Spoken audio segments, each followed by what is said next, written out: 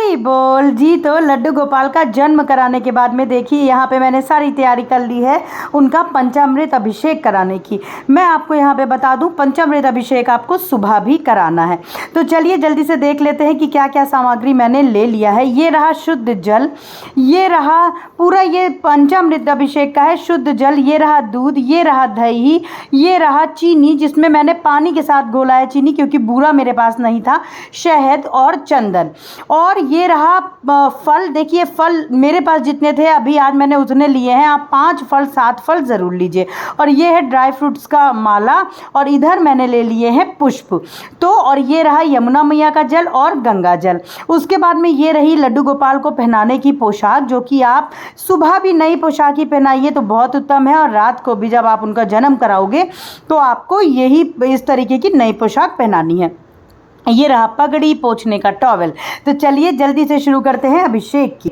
यहाँ पे लड्डू गोपाल को स्नान कराने के लिए मैंने एक पात्र ले लिया है जिस पे मैं जल्दी से अष्टदल बना लूँगी, और अष्टदल बना देने के बाद में पुष्पों का आसन देने के बाद मैं लड्डू गोपाल को पंचामृत स्नान कराऊंगी। तो यहाँ पे मैंने मेरे लड्डू गोपाल को विराजमान कर दिया है, और अब मैं जल्दी से पंचामृत अभिषेक जो है वो शुरू करती हूँ। सबसे पहले आपको लड्डू गोपाल को जो ये ड्राई फ्रूट्स की माला मैंने बनाई है मैंने वो पहना लिया है। उसके बाद में अब सबसे पहले हम शुद्ध जल से लड्डू गोपाल के चरणों को धुलेंगे, उनके चरणों को धुलेंगे, उनके हाथों को धुलेंगे, और मंत्र उच्चारण हम करते रहेंगे अपने मन में, श्री कृष्ण गोविंद हरे मुरारी, हे नाथ नारायण वासुदेवा, श्री कृष्ण गोविंद हरे मुरारी, हे नाथ नारायण वासुदेवा। यहाँ पे मैं जो तुलसी दल है वो डाल रही हूँ, और यहाँ पे मैं दूध का, अब शुद्ध जल के बाद में हम दूध लेंगे, आराम से डालिए पूरे चरणों में, हर जगह अच्छे से हम दूध से लड्डू गोपाल का स्नान करा देंगे। उसके बाद में देखिए तुलसी मैया लड्डू गोपाल के माथे पे ऐसे सर पे विराजमान हो गई हैं। दूध के स्नान के बाद में इस तरीके से हम दही से स्नान करा देंगे। हल्के हाथों से, अंगूठे का इस्तेमाल नहीं करना होता है, हल्के हाथों से लड्डू गोपाल को हम बिल्कुल चमका देंगे। अच्छी तरीके से उनका हम पंचामृत इस प्रकार से अभिषेक कराएंगे। श्री कृष्ण गोविंद हरे मुरारी, हे नाथ नारायण वासुदेवा। जो इसके बाद में मैंने शहद डाल दिया है।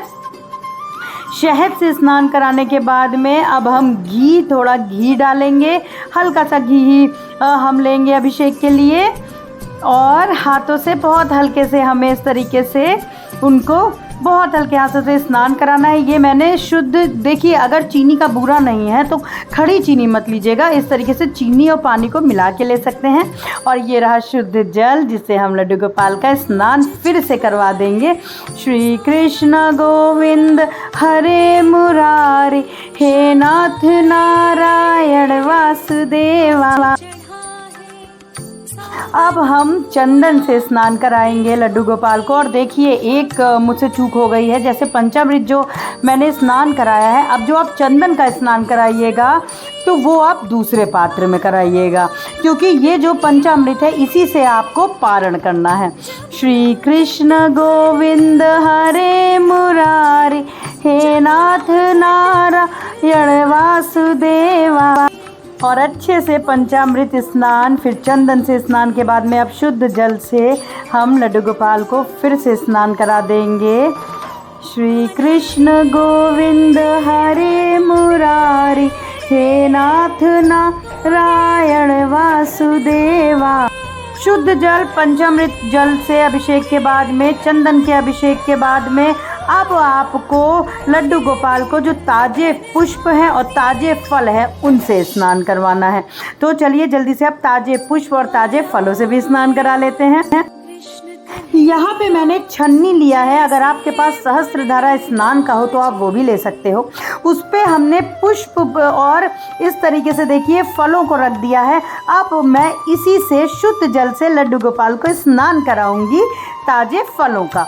अब मैं आपको कुछ चीज़ें और बता देती हूँ। कुछ चीज़ें मेरे अभिषेक के लिए आज मेरे पास में नहीं थी, जितनी थी मैंने उसी से अभिषेक कर लिया। आपको शुद्ध जूस लेना है, आप मिक्स्ड फ्रूट के भी जूस ले सकते हो, आप या तो एक ही फल का जूस ले सकते हो, लेकिन जूस से स्नान ज़रूर कराइएगा। और नारियल के पानी से भी स्नान आपको लड्डू गोपाल को ज़रूर कराना है। इस तरह से देखिए ताज़े फलों से स्नान हो चुका है, अब मैं ताज़े पुष्प से स्नान करा दूंगी। अब मैं ताज़े पुष्पों से स्नान कराऊंगी। देखिए बहुत सरल विधि है, आप बिल्कुल भी ये ना सोचिएगा कि इतनी सारी चीज़ें हैं कैसे होंगी। देखिए बहुत आराम से हो जाएंगी। घर के ही अगर आपके बगीचे के पुष्प हैं तो आप वो ले लीजिए, ज़्यादा नहीं है। 56 भोग ना हो, भाव पूरे होने चाहिए। तो इस तरह से देखिए ताज़े पुष्पों से अभी अब मैं अपने लड्डू गोपाल का स्नान करा दूंगी।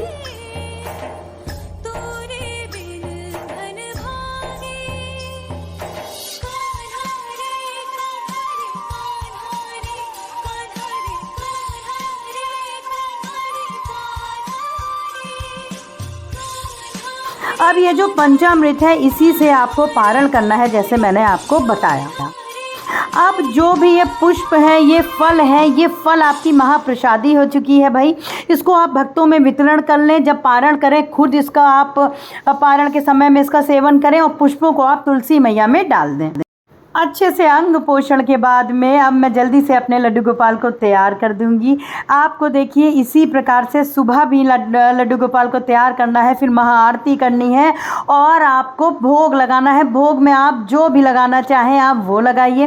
रात्रि में भी आपको ठीक इसी तरीके से करना है। आप रात्रि में पंचामृत के साथ में, जैसे मैंने बताया, ताज़े फल फूल और जो आपका जूस हो गया, नारियल का जूस हो गया, उस नारियल का रस हो गया, उससे अभिषेक करना है। तो इस तरह से देखिए सुंदर से मैंने अपने लड्डू गोपाल का मैं जल्दी से श्रृंगार कर दूंगी। सुंदर सा श्रृंगार करिएगा, बहुत सुंदर सा श्रृंगार। देखिए एक आपको मैं जैसे मैं करती हूँ आपको बताना चाहूँगी। मैं सुबह तो अपने लड्डू गोपाल को जैसे हैवी पोशाक पहना देती हूँ, लेकिन रात्रि में जब उनका अभिषेक होता है तो मैं बहुत ज़्यादा हैवी पोशाक नहीं पहनाती हूँ, जिससे मुझे चेंज मैं नहीं करती हूँ। और अभिषेक के बाद में आप उनको बिल्कुल मखमल का कोमल वस्त्र पहनाइए, हल्का श्रृंगार करिए ताज़े पुष्पों का। और देखिए मेरे माधव कितने ही सुंदर लग रहे हैं। इस तरह से मैं मेरे प्यारे से माधव का श्रृंगार कर दूंगी। तो यहाँ पे मेरे माधव का श्रृंगार हो चुका है और माधव बहुत सुंदर लग रहे हैं। माधव के श्रृंगार के बाद में अब मैं इनको विराजमान कर दूंगी। जहाँ पे आप लड्डू गोपाल की पूजन अर्चन करेंगे आपको वहाँ पे इनको विराजमान कर देना है। जैसा मैंने बताया महाआरती और भोग का ज़रूर लगाना है आपको। भोग में रात्रि में आपको देखिए सुबह तो आपको माखन मिश्री फलों का, और आप जो भी भोग लगाना चाहो अपने श्रद्धानुसार, इस पर मैं एक अलग वीडियो भी आपके साथ में शेयर करूँगी। लेकिन धनिया की पंजीरी हो गई, पंच मेवा का जो पाग होता है, ये सब चीज़ें लड्डू गोपाल के भोग में उस दिन ज़रूर रखें। सुंदर सा श्रृंगार हो चुका है। लड्डू गोपाल तैयार है जन्माष्टमी की आनंद ही आनंद बरसाने के लिए, महाआरती के लिए। और अब आप भोग लगा सकते हो। फिर उसके बाद में आपको लड्डू गोपाल को झूला भी अवश्य झुलाना है। तो ये था मेरा आज का कुछ व्लॉग, जिसमें मैंने आपके साथ में शेयर किया कि लड्डू गोपाल को आपको पंचामृत अभिषेक कैसे कराना है। फिर उसके बाद में आपको उनको तैयार करके अब उनकी आपको कर देनी है आरती। तो चलिए जल्दी से अब मैं भी लड्डू गोपाल का मैंने स्नान पंचामृत स्नान श्रृंगार कर दिया है, मैं भी जल्दी से कर लेती हूँ आरती। और वीडियो को ज़्यादा से ज़्यादा शेयर करिएगा, जुड़े रहिएगा लड्डू गोपाल लाडली डायरीज़ में। और भी आगे बहुत सारे वीडियोस लेकर के आपके साथ आने की पूरी कोशिश करूँगी। लाइक ज़रूर करिएगा, कमेंट ज़रूर करिएगा, जिससे मुझे और भी ज़्यादा मैं मोटिवेट हूँ और अच्छे अच्छे वीडियोज़ आपके लिए लेकर आऊँ। तो आज के लिए बस इतना ही। हरी बोल।